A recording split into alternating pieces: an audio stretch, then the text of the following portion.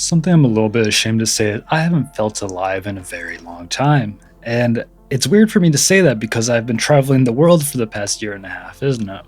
But what do I actually mean by that? So, at one point in my life, I was a lot different. I was a very crazy individual, is how I describe myself. I was looking back on my messages the other day and I saw all the stuff I was getting up to. And, was it healthy? Maybe not. But, I would get up to crazy things, like someone would be like, oh, hey, you want to go drive down to Chicago? I'd be like, oh, sure. And I'd drink a thing of vodka the whole way down there. And it's just like, I haven't felt alive since that time, and it has nothing to do with the substances per se, but it has a lot to do with the resistance I found myself to socialize. Because back then, I was very much carefree. I didn't think about the future. I didn't think about the consequences. Hell, I didn't even think about anything. And I think that's where a lot of it's gone to. And I eventually, obviously living that crazily for so long, I eventually got arrested. And after that, I completely got turned into a shut-in. I became deeply, deeply introverted, and I didn't really talk to people all that much.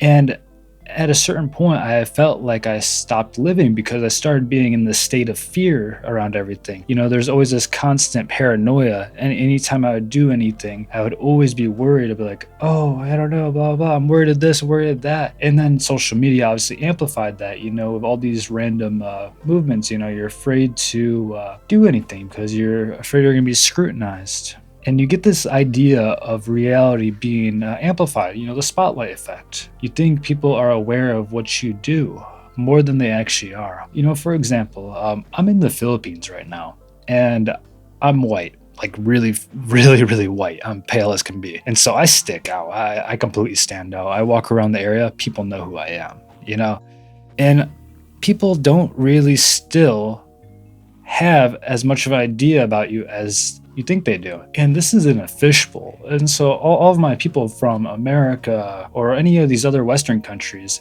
you matter even less in those. And I'm not saying you don't matter as a person, but I am saying that no one really will remember you.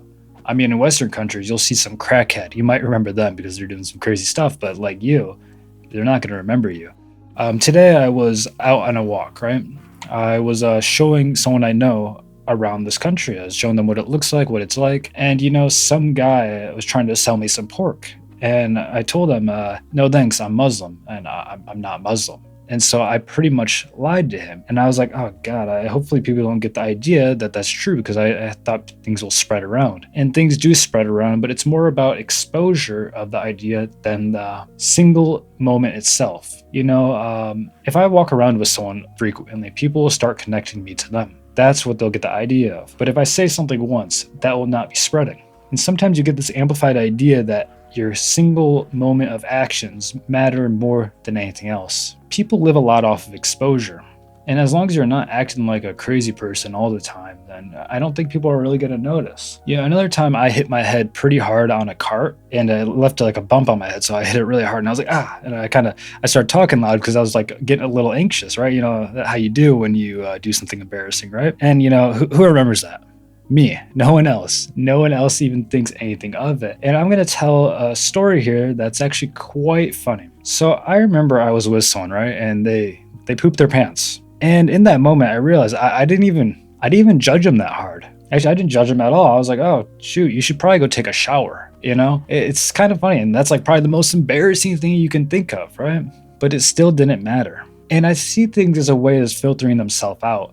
Someone who will judge you for things is generally not someone you really want to be around. And I'm not saying judging you in any way, more so in a way of, judging you on stupid things like, oh, you were a little awkward when you gave your orders to that waiter or something like that. But I do think you should definitely have a set of standards when talking to people and keeping people around. But when it comes to experiences, it's never as serious as you think. Some of my greatest friends, I've traveled with them through a couple of countries, right? And I'm gonna be honest, I'm a very introverted, timid person. At least I was. Maybe not as much anymore, but I was. And I would feel uncomfortable if like my knees touched their knee or something. I would be like resistant to go outside. All these things. And they're still my friend. So it's like you're never as judged as hard as you judge yourself.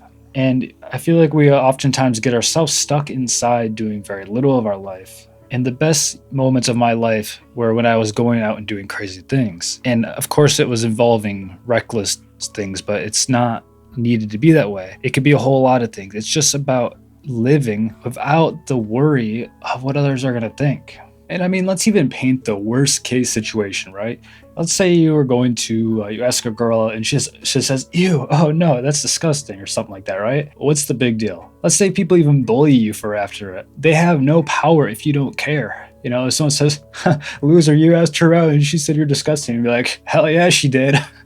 Who cares? You know, I had something like that happen to me, and not exactly like that, but I was working at a place, right? I was actually an Amazon delivery driver, and my brother also worked there. And my brother is much taller than me and much more attractive than me. And you know, one of the people, the manager said to me, he's like, "Oh, you definitely got the looks in the family." And I was like, "Yeah, I definitely did. I'm actually a model, don't you know?" And you know, suddenly their insult had no value.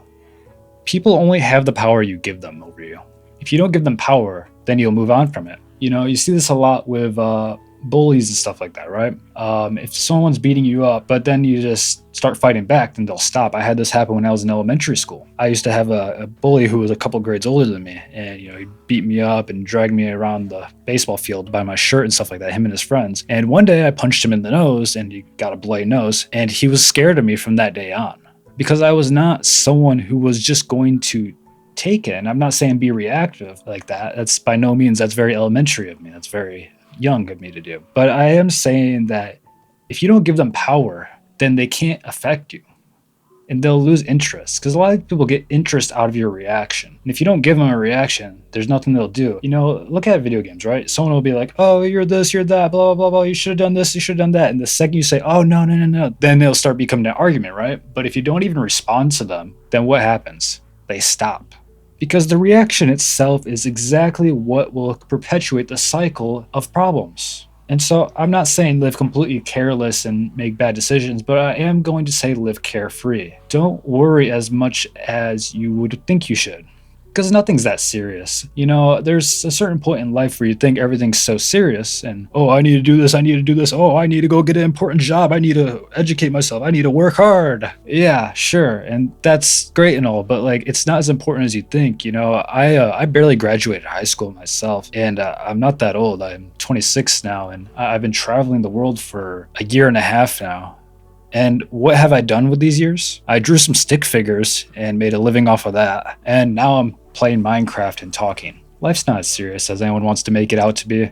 And the last thing I'd like to cover is when you spend so much time alone, you end up being very internal with your living. And you'll listen to an audiobook, you'll go for a walk, and you'll notice you're just listening to your own thoughts. You're not even listening to the audiobook. You're not even aware of your surroundings. You're so in your head that you don't notice what's going on around you. And sure, that's great for thinking and being intelligent and being self-aware and all that, but it comes to a certain point where the reality around you no longer stimulates. And I feel like the engagement with the external reality is a very, very big part of feeling alive, because you can live in your head, but the reality is outside of what you're thinking. You know, and all these practices of religion, a lot of it has to do with silence and presence and focus. And to be focused and to be present, obviously all that is very much hard to do nowadays. But it's really important to do if you want to be engaged with reality.